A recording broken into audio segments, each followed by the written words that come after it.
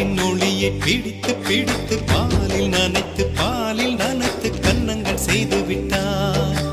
உலக மலர்கள் பறித்து பறித்து 2 பந்துகள் அமைத்து அமைத்து பெண்ணை சமைத்து விட்டார்.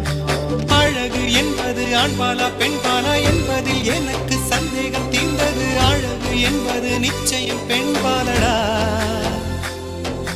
கவிதை என்பது மொழியின் வடிவம் என்றொரு கருத்தும் இன்று உடைந்தது. கவிதை என்பது கன்னி வடிவமடா.